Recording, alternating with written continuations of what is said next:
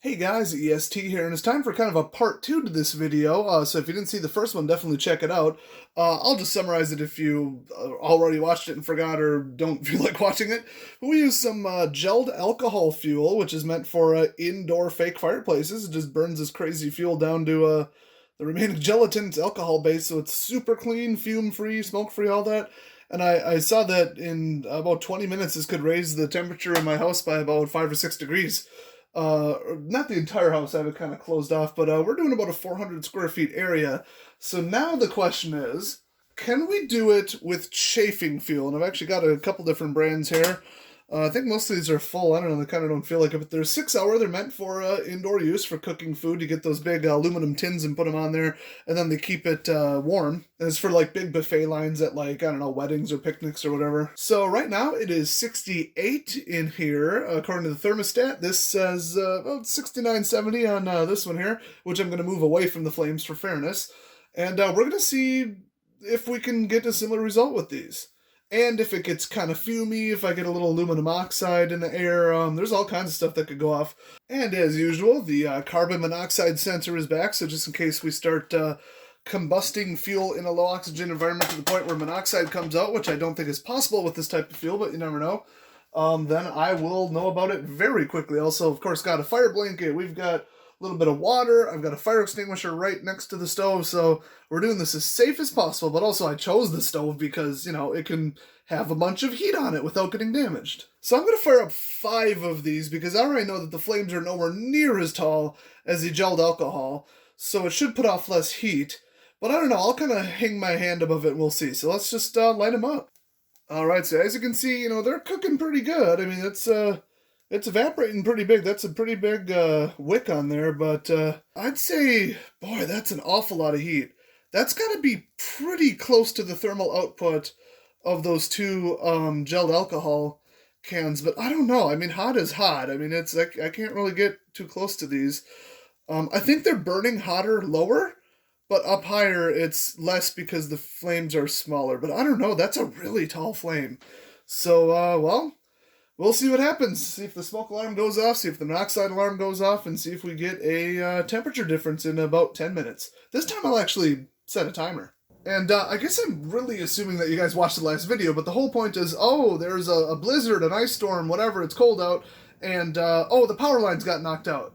And it's going to take them, you know, several hours to fix it, which, I mean, really, your house could probably just cruise on that temperature. But we'll see. 2 days. They're waiting on the parts to come in, or the roads are impassable, so they're waiting for the ice to come up before they come fix the power lines, or, you know, it's not unheard of. How do you heat your house? You can't just light a campfire in your living room. I wouldn't recommend that. Oh, uh-oh, I'm seeing a little bit of smoke coming off this. I don't think that's steam. Ooh, that's interesting. Any tiny, tiny little bit of smoke will set off my smoke alarm. I mean, just cooking boiling water usually sets off my smoke alarm. One little tiny dab of oil on this coil right here, boom, smoke alarm. And it is really loud, so we'll see if we hear that. These really are supposed to be smokeless. I'm not sure what's burning off on the top there. It might be just some little chunk of residue, little piece of something, piece of wood, sawdust or something, I don't know. These do appear to be used. So it's actually probably a little bit of food from the food that was on top of it, because I bought these from a company that went bankrupt. So if the smoke alarm does go off, it's entirely the fault of these not being factory new. So that might throw off the experiment a little bit, but it's, you know, something to know. But anyway, how would you heat your house? Well, if you saw my other video about turning your car into a generator by strapping a big wattage inverter to it, first of all, the average alternator at idle cannot do 1500 watts, and almost every heater in America at least is 1500 watts. If you have one like mine that goes to 750, you can maybe pull it off, but boy, that's a lot of draw through like an 800 or 1000 watt inverter constant. And you're going to burn a lot of fuel, and it's going to stress your alternator, and then what if it rains out, and, you know, your car's idling with the keys in it, somebody could steal it. It's like a whole thing. So that's more of an absolute emergency. When it comes to just heat, you just need clean burning fuel. And we proved that with the alcohol. That was actually a really good idea. I'm not exactly sure what's in these.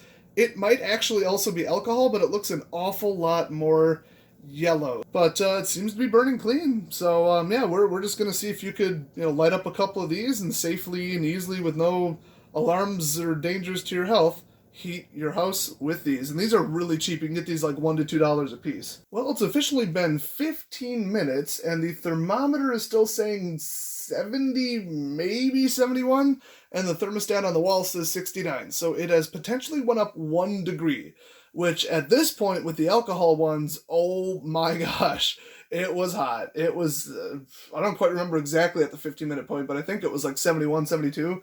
It got up there pretty quick, so this appears to maybe be having an effect, but like I suspected, it's a little bit less heat. So yeah, I mean, if I put my hand above it, but the major test at this point was I just stuck my hand in the air about 10 feet away. So let's see.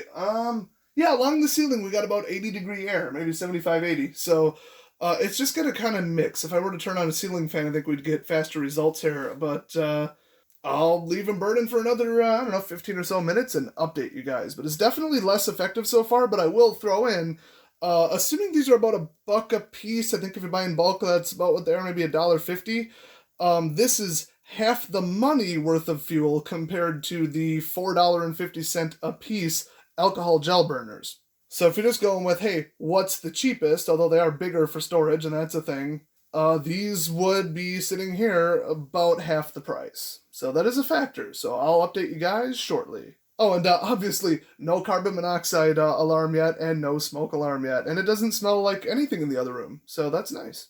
Alright, so we are now 30 minutes in, which right now, if it was the 2 cans of gelled alcohol, it would be like 76 in here. But the thermometer says 71, and the thermostat on the wall says 70. So we're making a little bit of progress, but it's been, what, basically 2 degrees in 30 minutes? It feels warmer, but I think it's just the open flame effect. We've got infrared bouncing off the white walls. It's not very accurate, but definitely the pocket of air that's on the ceiling that's really hot is getting deeper, or lower. So if I were to run these for like another hour, I think it would be, 71, 72, but let's just step it up a little bit. I'm adding 4 more, because that's the amount that I currently have. One more consideration, by the way, as I light these, is they're, like I said, about $1, $1.50 a piece, depends, if you buy them in bulk and that kind of thing, and I just could not find that gelled alcohol, even in bulk, for under like $3.90 a can. It's closer to $4.50 a can, and the burn time is 2 to 3 hours. These are 4 to 6 hours, so it's roughly double, and also they're cheaper, but you need about double of them to, I guess, get the same heating effect, would be my estimate. So all things considered, if you do all the math together, these would be the far, far, far more effective way to heat a house if you don't care about storage size, because obviously this is quite a bit larger. But if the burn time is doubled and then you need double of them, but they're like 1/3 to 1/4 the price, it all comes together to say that this is the way to do it. Also, absolutely zero smell, no metallic smell, no smoke smell, nothing in the air whatsoever. Whereas with the alcohol ones, it was a little bit faint, but something in the other room just told me, yeah, something's on fire, I don't know. So I'll update you guys shortly and see what the result is from this. Alright, 45-minute update, as is the norm, because I don't know what the oxygen usage of something like this is, and, you need oxygen. I did some pretty aggressive cardio for 10 minutes and didn't get lightheaded at all, and that, obviously ups the amount of oxygen the human body needs by many, many, many times. So I don't think that's a problem, even in this 400 square foot space, but, it's always something to be aware of course. But I will say, about every 15 minutes, I get another foot of hot air coming down from the ceiling, and it's not mixing very well, because air doesn't conduct to air very well. So literally, my feet are kind of cold, and my head feels like it's about 80 degrees in here. So I don't think it's hit either of the thermometers quite yet. They're reading 72 and 71 for the one on the wall, but just, to me, it feels pretty darn hot in here. So I'm going to turn on very quickly 2 ceiling fans in the 2 other rooms and see what we get as the temperature reading in like 2 minutes. Alright, so I found out that my ceiling fans that I guess I haven't used since I moved in, one of them spins horribly off-axis, and the other one is missing the chain to turn on the fan. Oh no, I just looked back at it. They put it inside the lamp part. Okay, anyway. I resorted to just waving around large pieces of cardboard like a lunatic, and that pretty much got the same effect, so now it's just plain hot in here.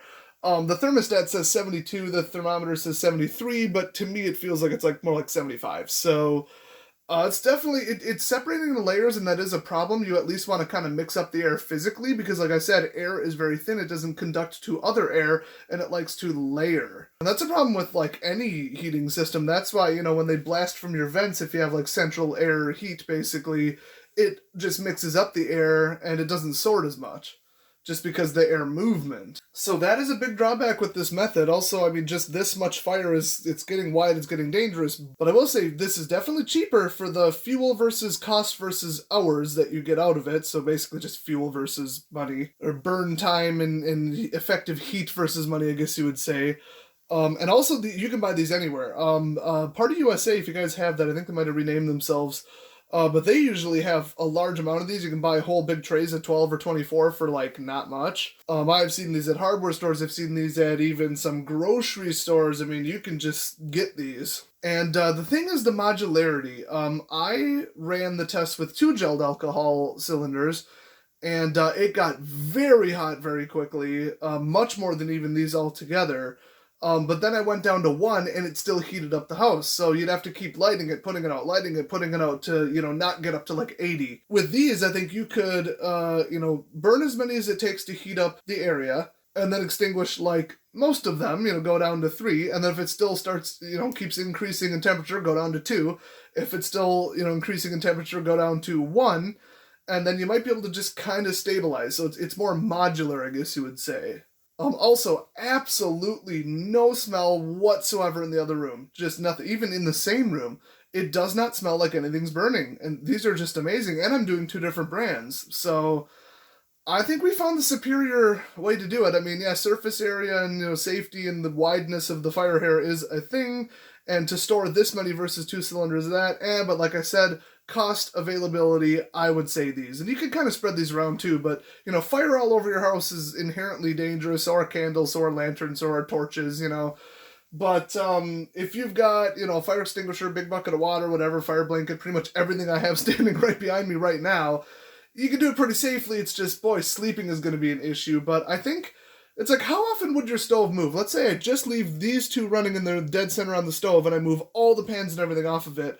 What force would make it jump off of the oven? Like, even if I came through and kicked it, like, or a sleepwalker came and rammed right into it, you might move it a centimeter. I mean, it's just they aren't going anywhere. It's a huge, giant, flat area. Nothing in the area is close enough to get hot enough to ignite or melt or anything. I mean, you never know what could happen, but I mean, if it gets down to 10, 20 degrees in your house, pipes start freezing and people start getting hypothermic and you cannot sleep in that temperature anyway. I mean, it's relative safety. It's which one's more dangerous, actually. So, I'd go with this. Just be very careful where you put it, because I think these get a little hot. Do they? Yeah, a little bit. I'd be surprised. That's only maybe about 90 degrees. I mean, I can touch it. I can lift it if I really wanted. That's not bad. You tend to burn your fingers at 130 to 140 degrees, so that's nowhere near it. So that's cool. And I think just the burn time is a huge convenience with these. So I think we found a superior way to heat your house in case of emergency. These are just an all-around better product with almost no drawback. So I have figured out a part 3 of the video. We're going to figure out if you can heat your house with the only other thing I could think of that you can cleanly and safely, allegedly, burn inside your home. I have my doubts. I think I'm going to light off basically every alarm in my house, but tea lights. So hit that subscribe button if you don't want to miss that little experiment. I'll probably actually end up doing it tomorrow night. So thanks for watching, everybody, and I'll see you guys next video.